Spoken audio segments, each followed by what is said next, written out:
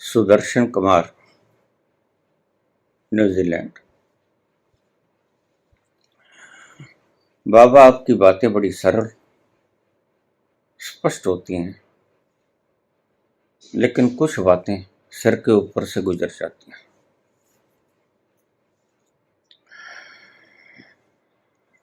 जैसे आप कहते हो कि जो करता है वही भोगता है और जो नहीं करता है वह नहीं भोगता है। यह बात समझ में आती है, लेकिन आपने पिछले एक प्रवचन में कहा कि संत करता भी है और वो भोगता भी नहीं है। उस दिन से मेरी घुंडी यहां फंसी खड़ी। कहीं आपने गलती से तो नहीं बोल दिया? देखिए, हो सकता है गलतियां इंसान से होती हैं, बोलते वक्त कभी गलती हो गई हो, ऐसा हो सकता है, लेकिन ये नहीं गलत है, ये ठीक है। गलती कभी कभी जुबान उलट पुलट हो गई। मैं वहां पहुंच गया जहां कोई शुद्ध बुद्ध नहीं होती। अचानक बोलते बोलते क्या पता लगता है, तो प्रसंग बिगड़ जाता है। तो ऐसे प्रसंगों के लिए मुझे क्षमा कर दिया करो, ये मेरा कसूर नहीं होता। वो महाचुंबक मुझे खींच लेता है, यह उसकी मौज है। तो सुदर्शन ने पूछा है, अगर तुम कर्ता भाव से कर्म करते हो तुम्हें भोगना पड़ता है, बिल्कुल ठीक। अकर्ता भाव से काम करते हो तुम्हें भोगना नहीं पड़ता, ये भी ठीक, समझ में आ गया।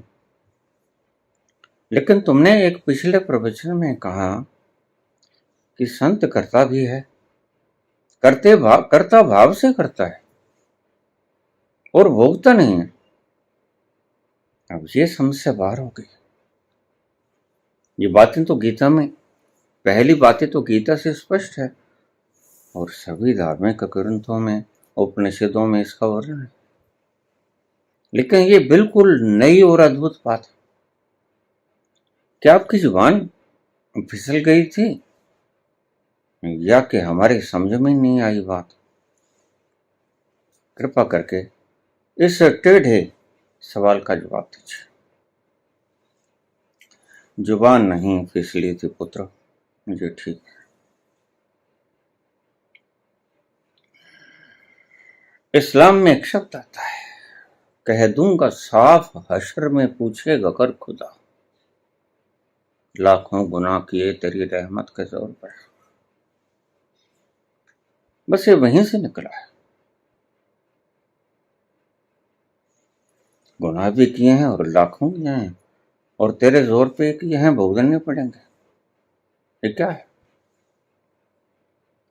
आइए मैं तुम्हें सरल शब्दों में समझाता हूं। अब मेरी अपने जीवन की सच्ची कहानी।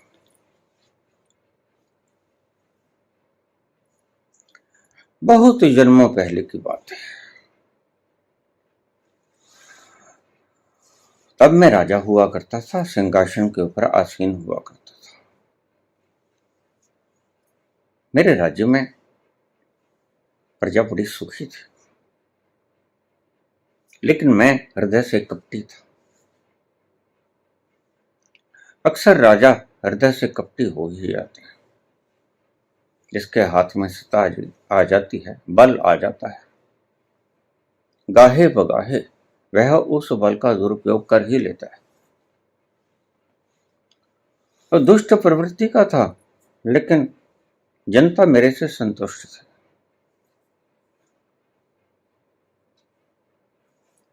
एक व्यक्ति से किसी बात के ऊपर मुझे उसकी बात चुभ गई, मैंने हृदय में रखी। मैं राजा हुआ करता था, सब फैसले मैंने ही देने होते थे। यह उस काल की बात है। अगर ईस्वी पूछोगे तो करीब 500 ईस्वी के आसपास की बात है, करीब 1500 वर्ष पहले।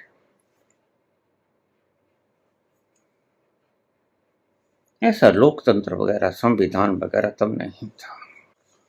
तो उस व्यक्ति के प्रति मेरे मन में तीक्ष्णता थी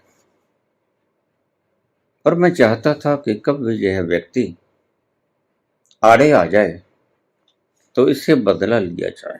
एक दिन वह व्यक्ति आड़े आ गया, कोई झगड़ा हो गया दो पक्षों में, बीच में वो इन्वॉल्व था। मैंने पूरी कहानी सुनी, उसमें उसका दोष कतई नहीं था, बिल्कुल साफ थी बात। लेकिन चूंकि मुंह का हाथ लगा था, वैसे वो आदमी बड़ा शरीफ था, तो मैंने उसको राजदंड दे दिया। राजदंड भी भयानक दे दिया।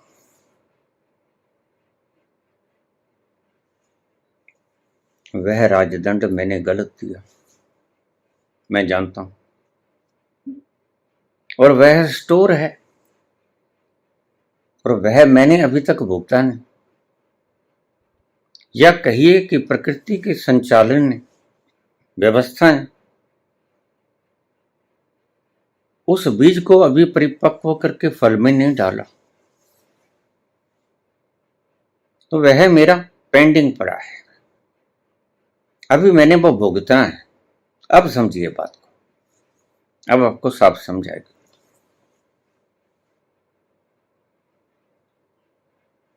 जब मैंने किया उस व्यक्ति के साथ दुराचार, मैंने उसके हाथ पांव कटवा दिए वगैरह वगैरह, क्या बताऊं तुम्हें, आज तो कष्ट होता है याद करके।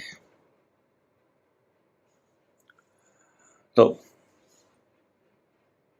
तब मैं अज्ञानी था, कर्ता भाव से काम किया। मैंने अपने मन का द्वेष मिटाने के लिए उसे बदले की भावना में यह फैसला लिया, यद्यपि उसकी जरा भी गलती नहीं थी। और इस फैसले के लिए जनता ने मुझे बहुत भला बुरा कहा, यह राजा का फैसला ठीक नहीं है।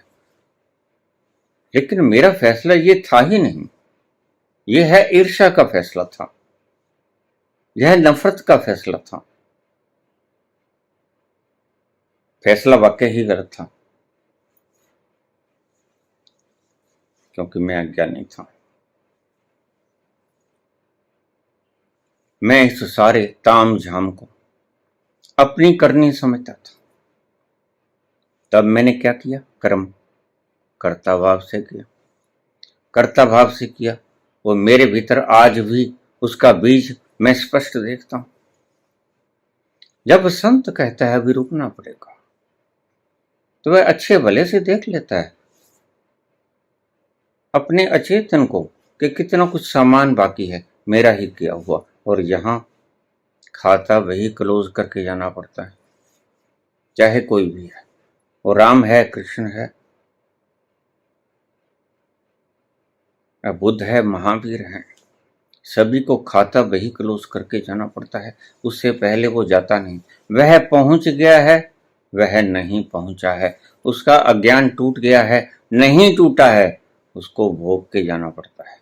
अब इस बात को अच्छी तरह से समझ लेना, बड़ी सरलता से बोल रहा हूं। करते वक्त मैं अज्ञानी था इसलिए वो बीज पड़ गया, अन्यथा बीज भी ना पड़ता। समझना बात को, जो कर्ता भाव से कर्म होता है उसका बीज पड़ जाता है, जो अकर्ता भाव से कर्म होता है उसका बीज नहीं पड़ता, इसलिए भोगना नहीं पड़ता।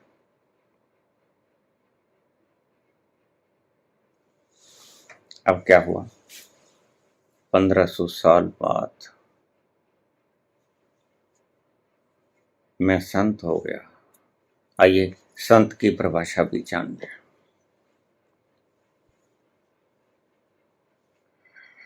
संत की सरल परिभाषा है कि जो जान गया कि ये सारा तामझाम, ये कबाड़ा, यह एक उपकरण है,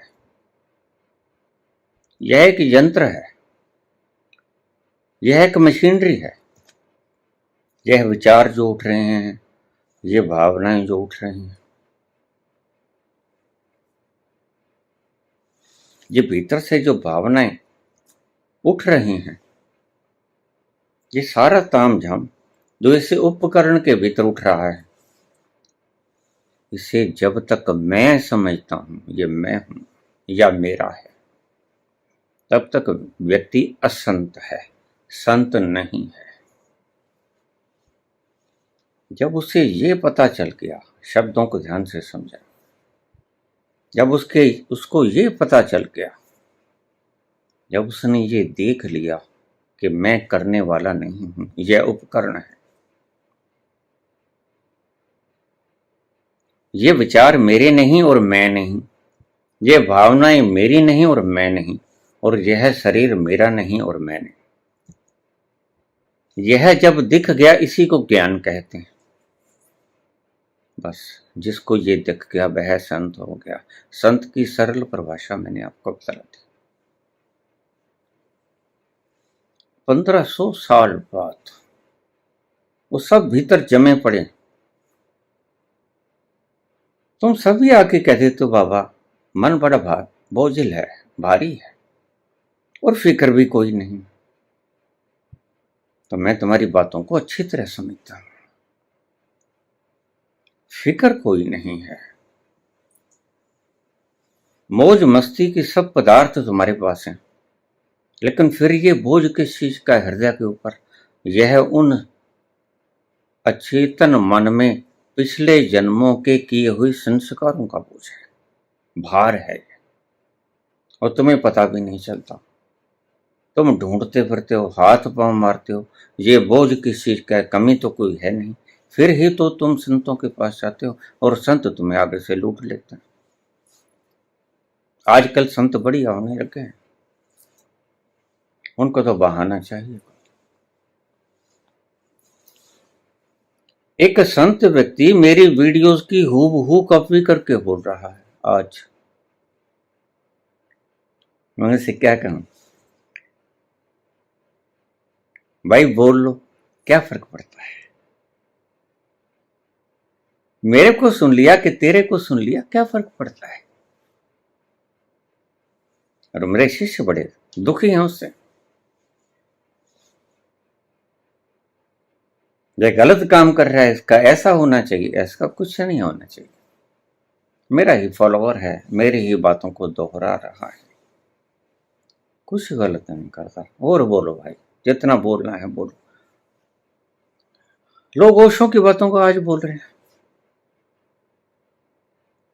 ओशो बोल के चला गया। लोग बुद्ध की बातों को आज बोल रहे हैं, कबीर की बातों। आखिर में तो यही होता है, जब मैं नहीं बचूंगा मेरी बातों को दूसरे बोलेंगे, तो मेरे सामने ही बोल लो, कोई फर्क नहीं पड़ता। लेकिन कृपा करो बोलो ठीक ढंग से, किसी को ठगने की मंशा से मत बोलो, बस यहीं आके गड़बड़ी घोटाला होता है।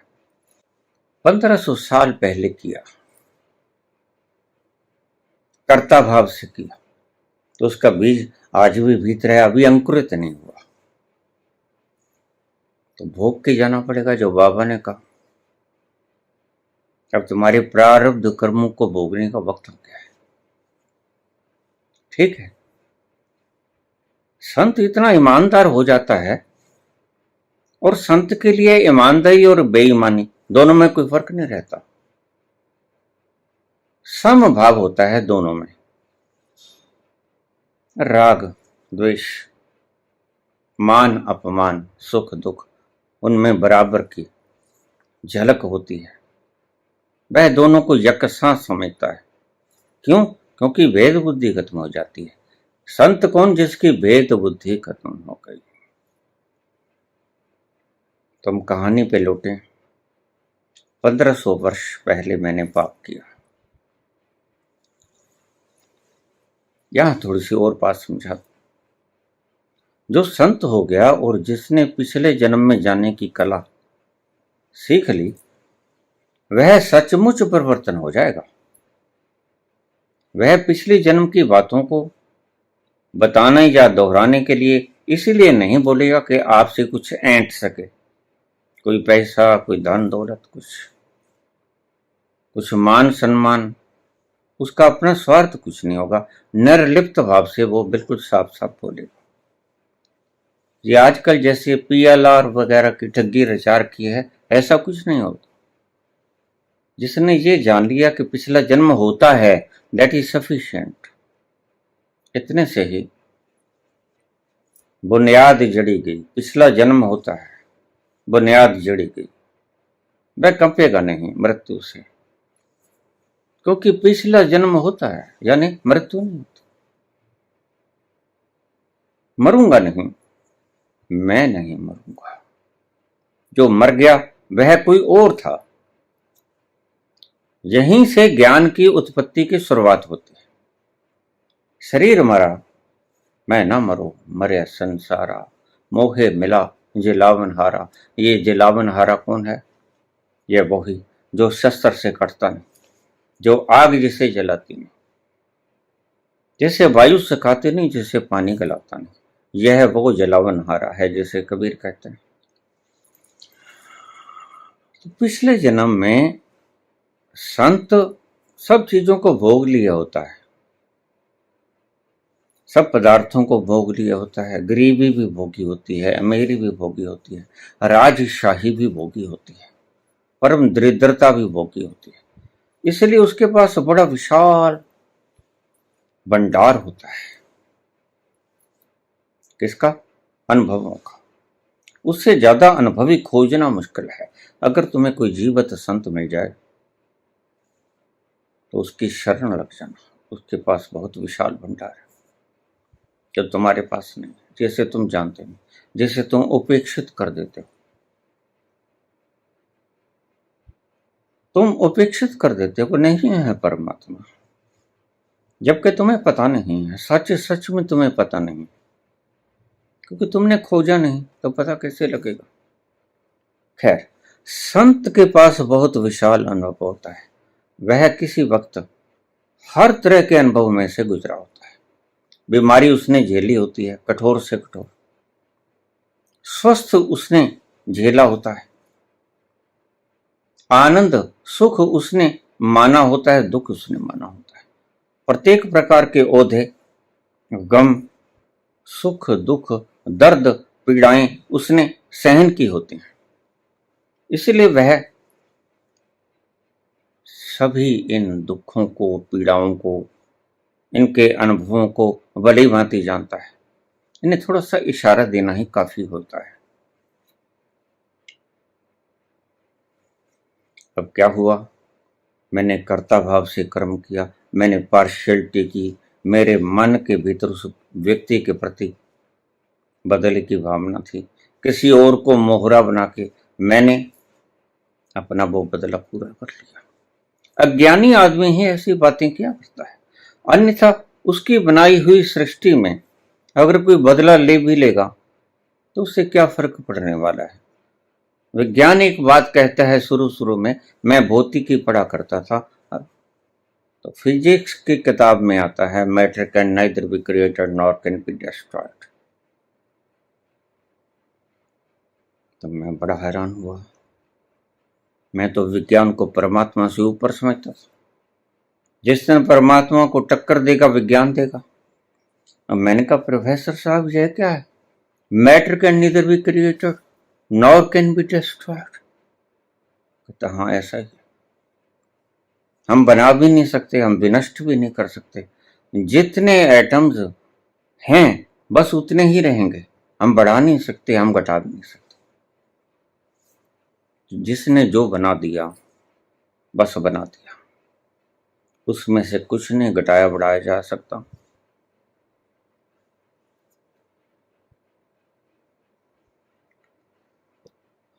हर अनुभव उसने साझा किया होता है। परम सुख के अनुभवों को उसने जाना होता है, नाचा होता है वह, और परम दुख के अनुभवों को भी उसने जिया होता है। उस आग के भीतर से भी वह गुजरा होता है। अब वह मेरे भीतर आज भी पड़ा है। वो कर्म मैंने किया, कर्ता भाव से किया। अब समझना यहां बात, यह आपकी गुंडी खुलने वाली है। वो मेरे भीतर बीज रूप में आज भी विद्यमान है। और जिस दिन प्रोसेसिंग प्रकृति की शुरू होगी, वह बीज फलना शुरू हो जाएगा, अंकुरित हो जाएगा, टूटेगा। उसमें से छोटी सी कोमल सी नन्ही सी कोंपलें फूटेंगे, फिर बड़ा पौधा होगा, फिर एक दिन वृक्ष बनेगा और उस पे फल लगेंगे और फिर फल पकेगा और पक के गिरेगा। इतनी प्रोसेसिंग के बाद फल आता है। मुझे थोड़े दिन पहले एक सवाल आया किसी प्रेमी का, क्या ऐसी व्यवस्था नहीं हो सकती बाबा कि भगवान दुख का फल उसी वक्त दे दे तो कोई आदमी पाप करे ही ना? भगवान पाप कर्मों का फल उसी वक्त दे दे, ऐसी व्यवस्था बना दे तो कोई व्यक्ति पाप करेगा ही नहीं। मैंने कभी कह दूंगा उसके पास जाता हूं, कुछ तुम्हारी प्रपोजल रख दूंगा। बात तो ठीक लगती भी है। हम अपने आप को परमात्मा से ज्यादा समझदार समझते हैं, है नहीं, मूर्ख है। अगर दुख का फल अभी मिलेगा तो सुख का फल कब मिलेगा? यह पार्शियलिटी वह क्यों करेगा? दुख ही सुख में तब्दील हो जाता है, सुख ही दुख में तब्दील हो जाता है। एक ही सिक्के के दो पहलू। तो बड़ी समझदारी की बात कही कि भगवान अगर ऐसी बात कर दे कि दुख का फल तुरंत मिल जाए तो व्यक्ति कभी पाप करे ही ना।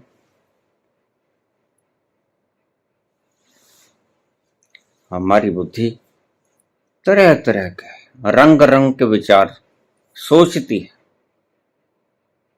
और बनाने वाले के ऊपर उंगलियां खड़ी कर देती है। यह ठीक नहीं किया, यह गलत किया।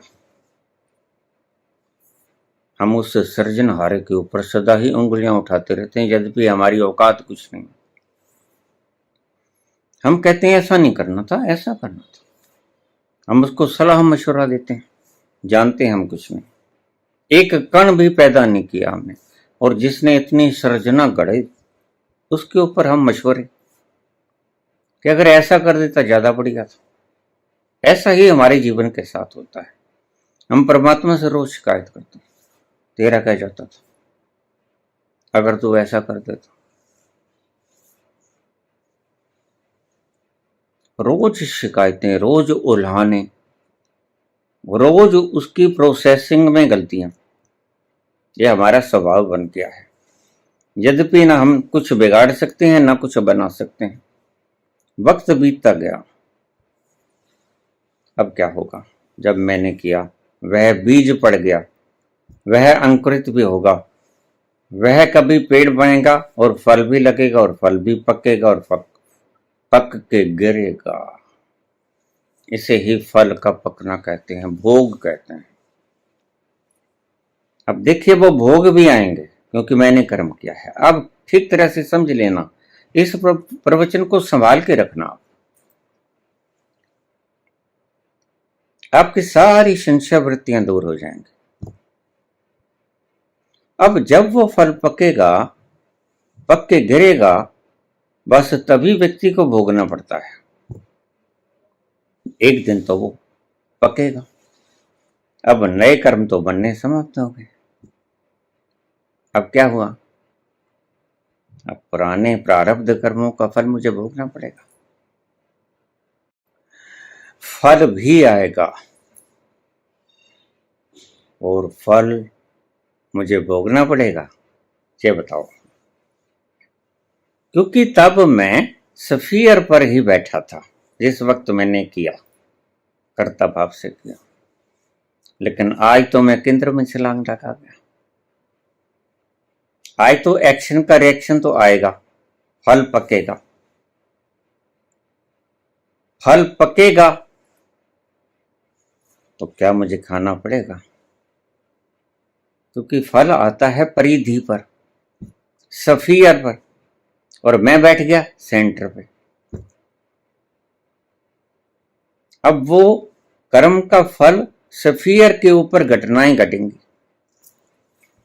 जो भी परमात्मा की विधान ने उसका फल देना है वो देगा।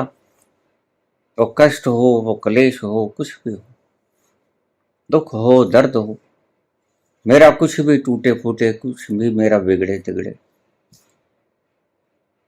लेकिन मैं भोगूंगा कहाँ? मैं तो केंद्र के ऊपर बैठा हूं। जैसे मैंने हॉस्पिटल के भीतर बैठा हुआ एक वीडियो बनाया था 6-7 मिनट का, तो मैंने कहा कि मैं देख रहा हूं बहुत दर्द है, मेरा चूल्हा टूट गया था, चूकना जिसे कहते थे वो टूट गया था, भयंकर दर्द था, इंजेक्शन कोई काम नहीं कर रहे थे, और इतना दर्द, क्योंकि हड्डी का दर्द बड़ा खतरनाक होता है। और वह दर्द मैं देख रहा हूं दूर से बैठा, तो एक भेद तो साफ हो गया कि दर्द मुझे तो नहीं हो रहा है। तो जब मुझे दर्द हो नहीं रहा, मैं दर्द को देखने वाला बन जाऊंगा, तब मैंने भोगा कहां? बस इसीलिए मैंने कहा था संत करता तो है, जब किया 1500 वर्ष पहले, तब मैंने कर्ता भाव से किया, उसका फल आएगा विधान के अनुसार। लेकिन जब फल भोगने की बारी आई तो मैं केंद्र पे चला गया, तब मैं संत हो गया। तो संत अपने ही किए गए कर्मों के फल को, किए तो थे उसने, उसके भीतर फीड है, आज भोगता नहीं है।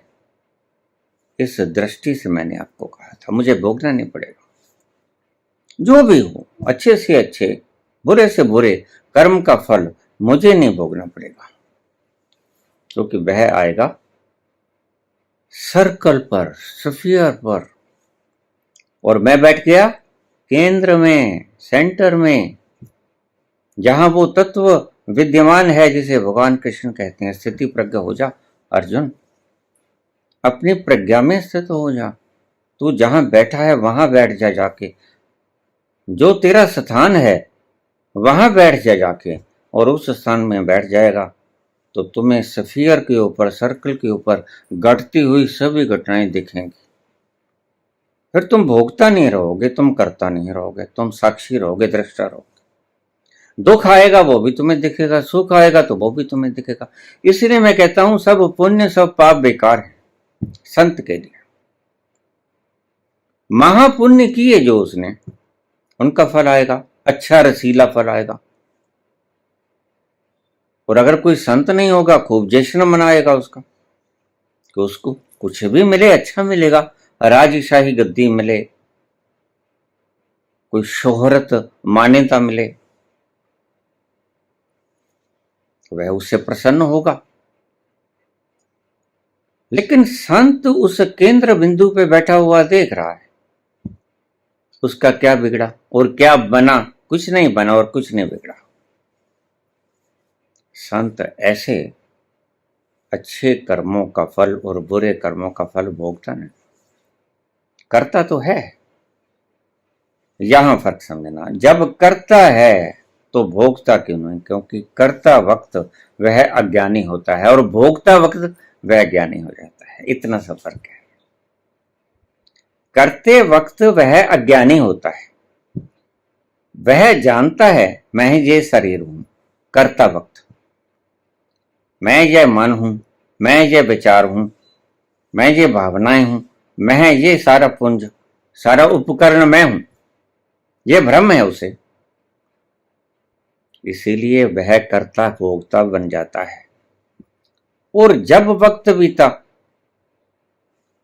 उसको समझ आ गई, उसका इल्यूजन टूट गया, उसका भ्रम टूट गया कि नहीं शरीर मैं नहीं हूं, मैं तो शरीर का दृष्ट हूं, विचार में नहीं, भावना में नहीं, इन सब का दृष्टा हूं मैं। और वह स्वयं केंद्र पर आसीन हो गया, अपने स्वभाव के अंदर आ गया। तो फिर जो घटनाएं सर्कल के ऊपर घटेंगी वह उनको साक्षी भाव से देखेगा, दुखित नहीं होगा। बस इसी कारण से कृष्ण ने कहा कि वह ना जलता है, ना कटता है, ना भीगता है, ना गलता है।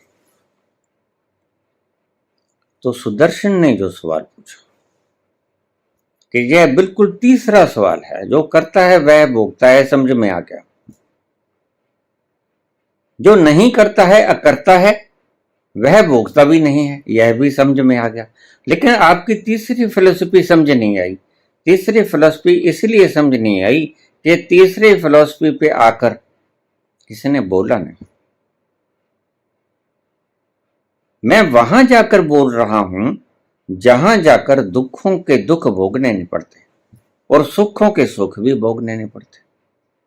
पापों के दुख और पुण्यों के सुख जहां बेकार हो जाता है।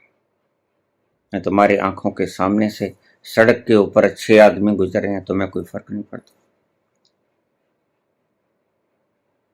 कोई स्वस्थ गुजर रहा है, कोई फर्क नहीं पड़ता। कोई बीमार गुजर रहा है, कोई फर्क नहीं पड़ता। हालांकि जो गुजर रहा है उसे फर्क पड़ता है। वह बीमार है तो अपनी बीमारी से त्रस्त है, वह स्वस्थ है तो अपनी स्वस्थ का आनंद ले रहा है। लेकिन तुम तो दोनों के साक्षी हो। तुम सड़क के किनारे बैठे उन दोनों को देख रहे हो। तुम बिल्कुल हो भी ऐसे ही। अब शायद सुदर्शन को समझ आ गई होगी कि संत करते वक्त तो करता होता है, अज्ञानी होता है। संत भोगते वक्त, संत की बात करता हूं और एक की बात नहीं करता मैं। जो व्यक्ति करते हुए संत नहीं था, अज्ञानी था, उसको भोगना पड़ेगा।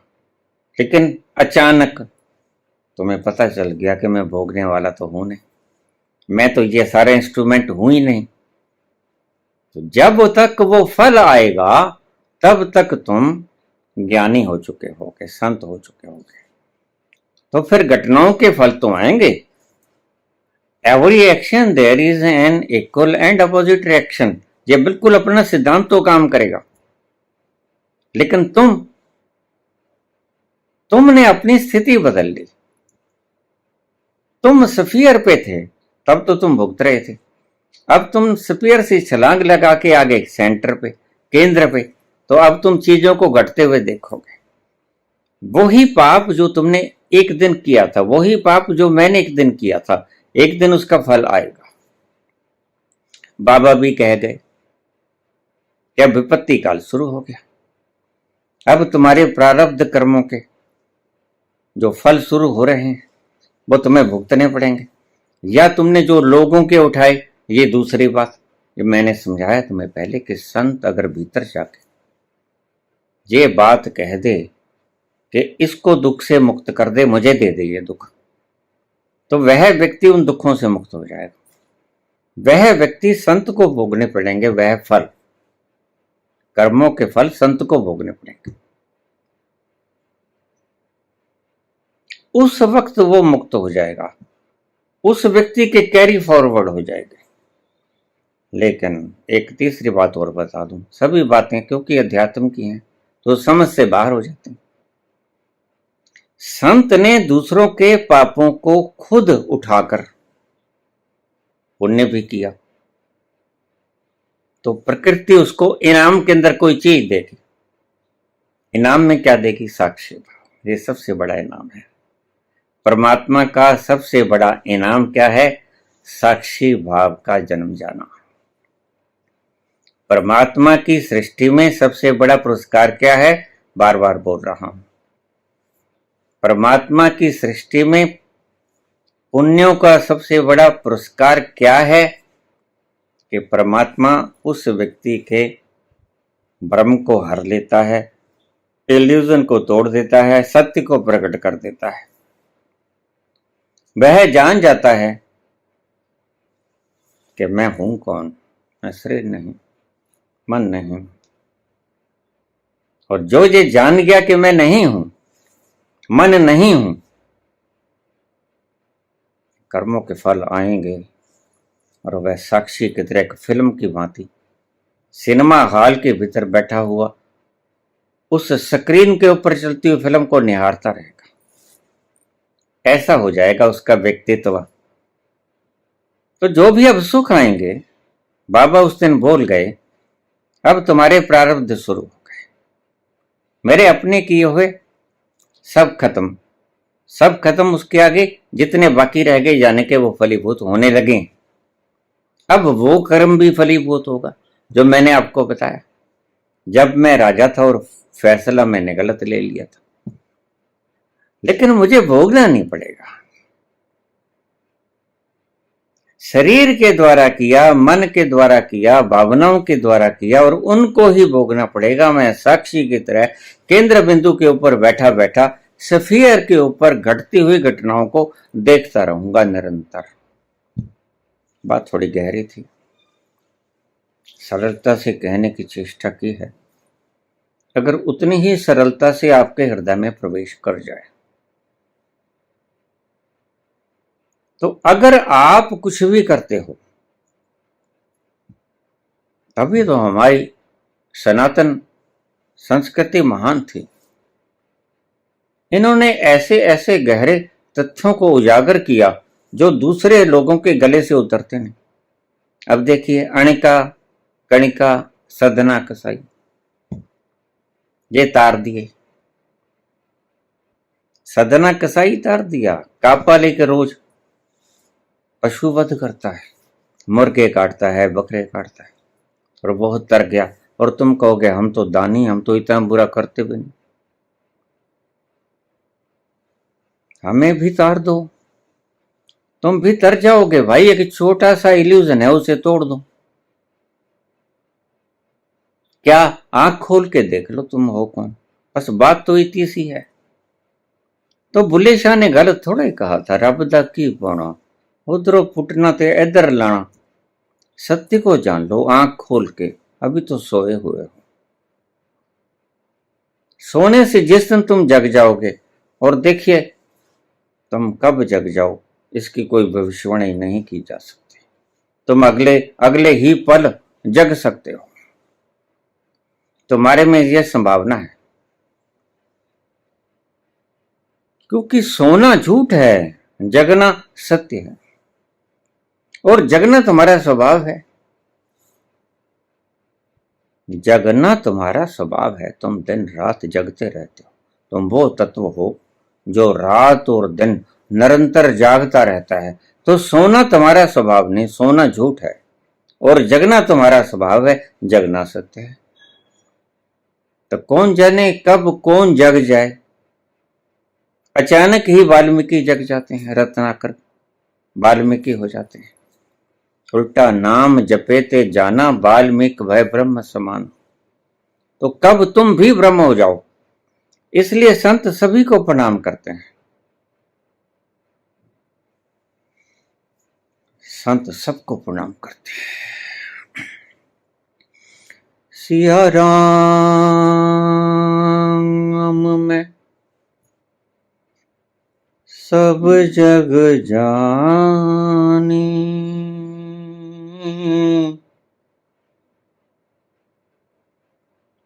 करऊं प्रणाम जोर जुग पानी। सिया राम।